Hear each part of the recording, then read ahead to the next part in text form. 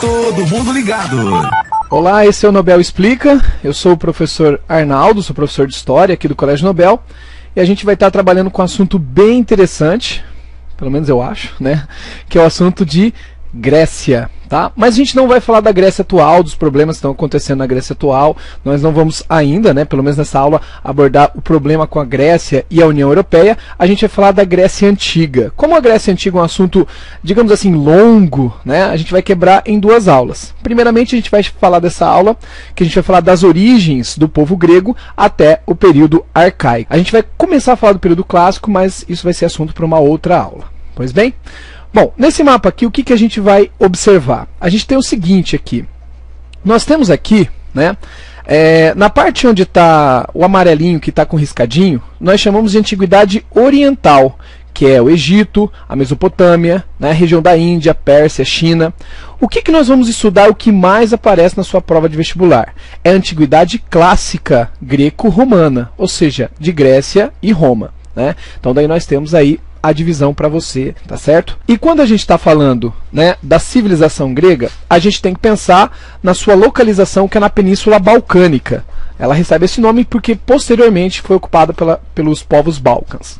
Pois bem, vamos observar então como que é essa divisão, que muitas vezes pode aparecer para você como que é dividida a Península Balcânica. A parte 1 ali é chamada de Grécia continental. Tá? É o processo onde foi ocupado posteriormente por alguns povos que a gente vai ver daqui a pouco. Tá? A parte abaixo, que está colocado como 2, é a chamada Grécia peninsular. E ali, no 3, no Mar Egeu, temos a Grécia insular, onde são as ilhas, né? Inclusive a ilha de Creta está colocada juntamente com a Grécia insular, e outras tantas ilhas que compõem então o território grego.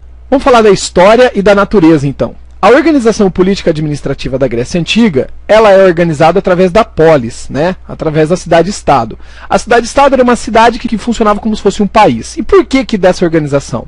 Quando a gente pega a geografia da Grécia Antiga para estar avaliando, a gente vai ver que o litoral, cheio de golfos, né? Baías, cabos, penínsulas, então do ponto de vista natural e geográfico, é muito acidentado. Né? E como os rios têm pequena extensão e pouco volume de água, dificultava também a entrada na região mais interiorana. Então, a organização política ela vai começar no litoral. A sua organização política e a formação das cidades começam no litoral. Tá?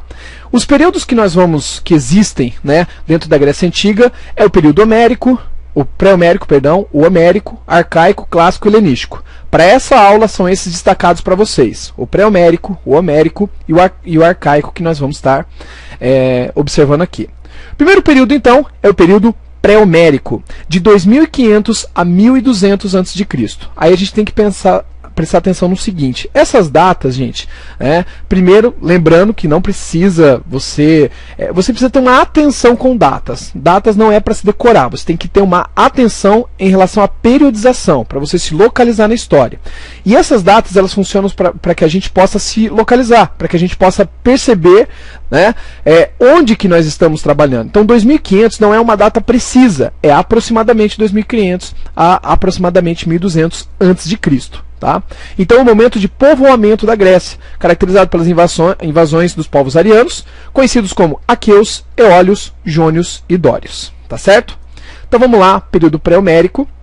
Os aqueus são os primeiros, né, que vão chegar na região. Depois teremos os eólios e os jônios, que vão ocupar essa região. Então a gente vai falar do período pré-homérico, né, de 2500 a 1200 a.C.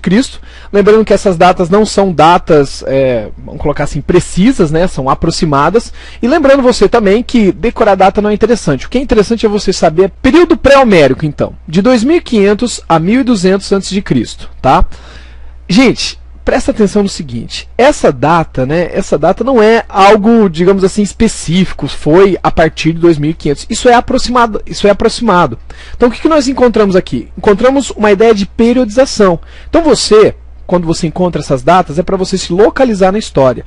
Não é para você ficar decorando, né? Atualmente, as provas, os vestibulares, eles evitam, né, tá colocando uma pergunta na qual a data ela seja a resposta, ou ela indique a resposta. O que a gente encontra? A gente encontra a data como você para você poder se situar na história, né? Como uma periodização. E o período pré-homérico é caracterizado pelas invasões arianas dos aqueus, dos eólios, dos jônios e dos dórios. Tá?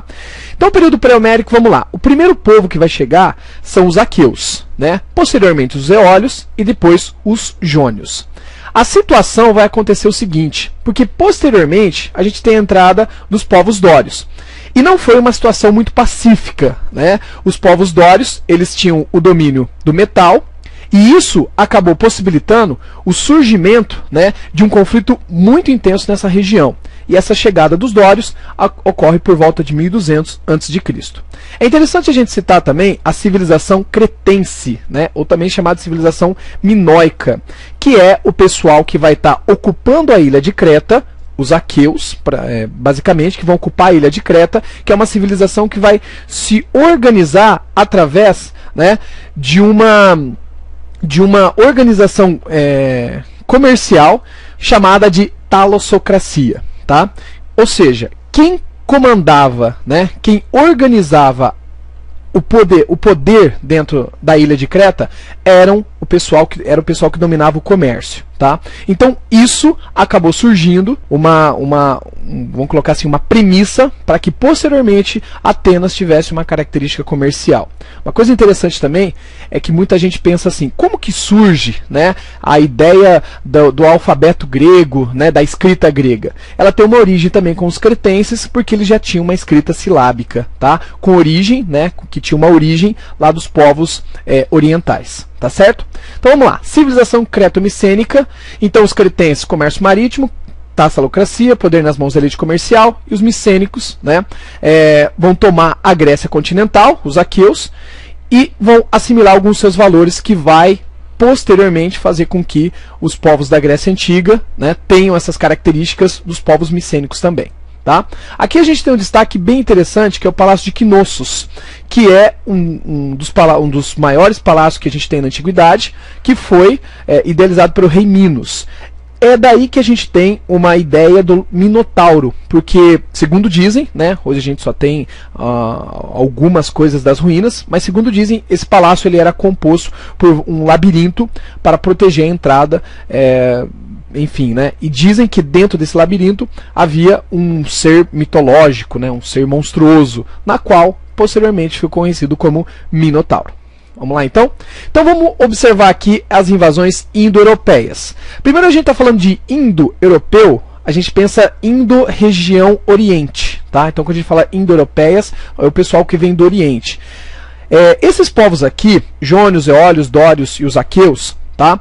São povos que, vamos colocar assim, a gente, para trás deles, né, vamos colocar assim, a organização anterior a eles é desconhecida. Então são os primeiros povos que chegam nessa região, vão formar a civilização cretense e posteriormente vai formar a civilização grega. Tá? Então aqui a gente tem uma observação de como que foi essa dinâmica desses povos ocupando a região do Mar Egeu. Percebam que eles já tinham um domínio sobre a navegação, o que ajudou a ocupação desse território. Tá certo? Vamos lá. Vamos falar dos dórios. Gente, os dórios são o pessoal que mais entrava em batalha, o pessoal que mais entrava em guerra, né? Saqueadores. E uma das coisas que eles vão estar em destaque em relação aos outros povos é que eles dominavam o ferro.